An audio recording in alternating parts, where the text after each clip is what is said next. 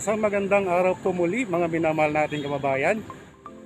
Ito po inyong lingkod, Romeo Stock TV. Bumabati po sa inyo, Luzon, Visayas, Mindanao. At ganun din po sa ating mga kababayang OFW. Kung saan mo po kayo parte ng mundo, isang magandang araw po sa inyo lahat. Ganun din po sa ating mga kababayang immigrants. Naway nasa mabuti po kayong kalagayan.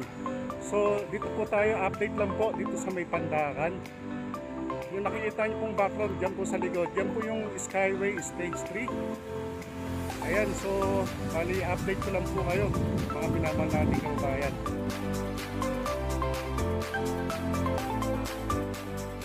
So again mga kabayan, bali ito po yung update ngayon dito po sa may Pandakan.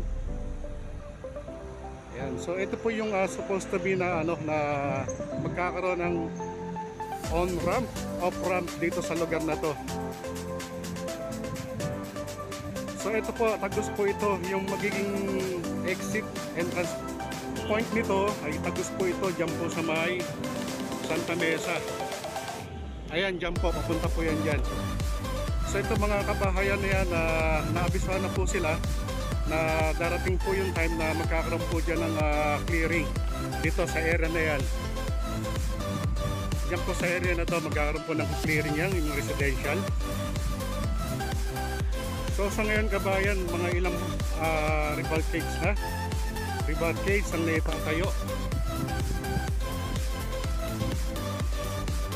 Ayan o, napansin niyo po yung mga rebarricades na yan.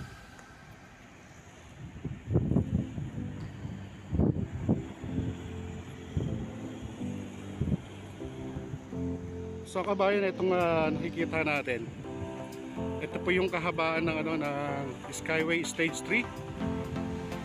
Ito po yung galing sa may boundary ng NLEX. Ito banda rito. Yan, banda rito, boundary po ng NLEX yan.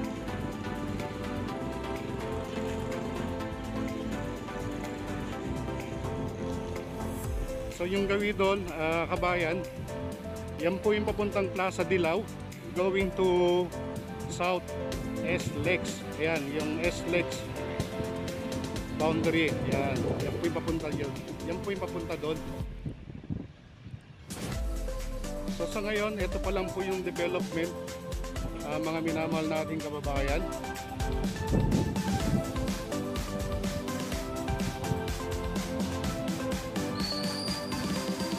So, sa bandang taas, medyo nagkakaroon na ng ng paggalaw diyan po sa umpisang connecting road dito po. Ayan, connecting road po yan para sa pagbaba or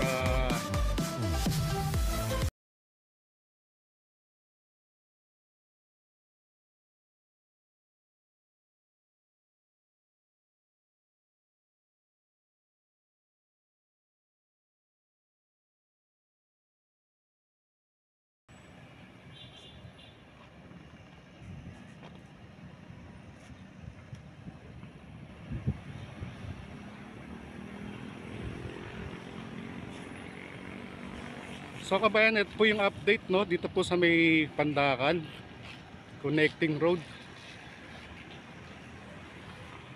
Ayan, so mainit yung panahon. So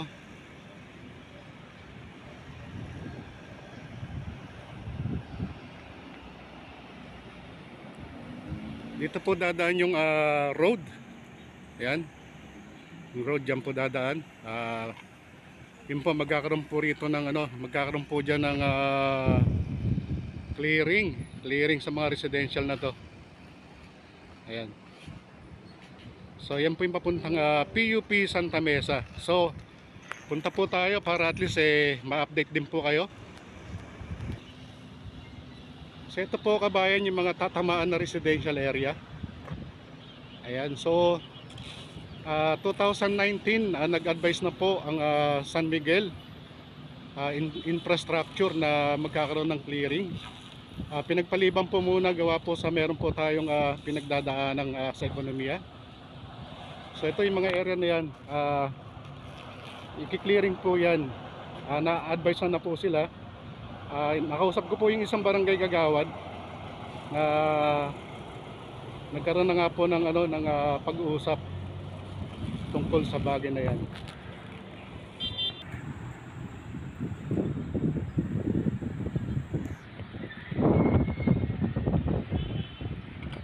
So ito po yung mga kabahayan na tatamaan itong nasa gilid dito. Ayan. Papunta po yan sa may PUP Santa Mesa.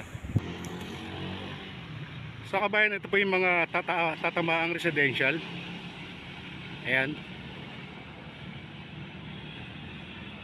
So update ko po kayo, minamahal natin kababayan, sa pagkakaroon ng clearing operation dito sa residential area.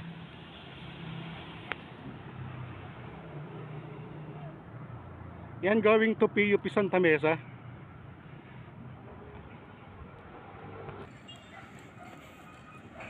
So kabayan, ito po yung mga tatamaan na residential area.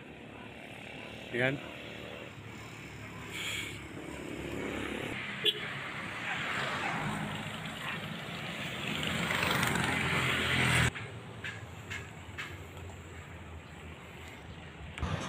So kabayan, ito po yung way to PUP Santa Mesa, mga minamahal natin kababayan.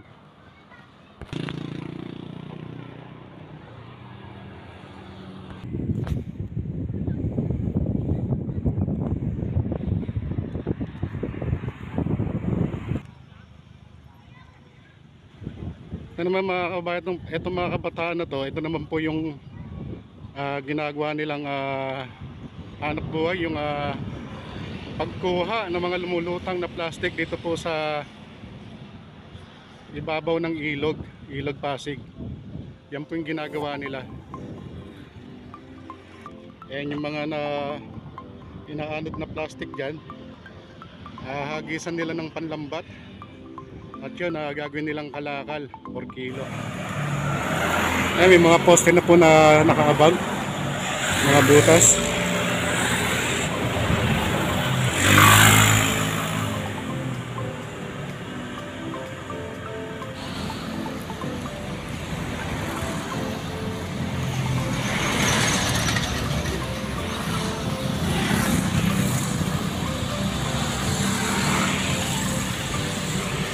Ito po yung kahabaan ng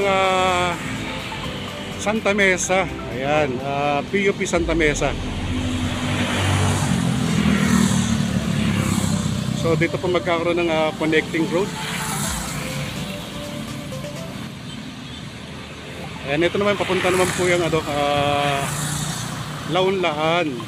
Ayan, after this Espanya muna, then Launlaan.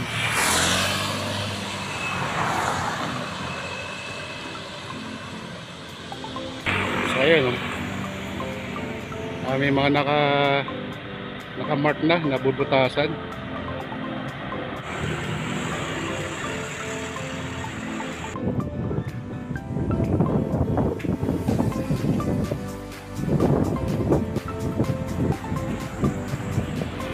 kabayan, sa mga hindi pa po nakapag-subscribe, please like, share and subscribe our YouTube channel, Romy Stock TV. Muli, maraming salamat po sa inyo lahat. Ingat po kayo palagi. Stay safe. Mabuhay ang mga Pilipino. God bless Philippines. Maraming salamat po. Thank you po.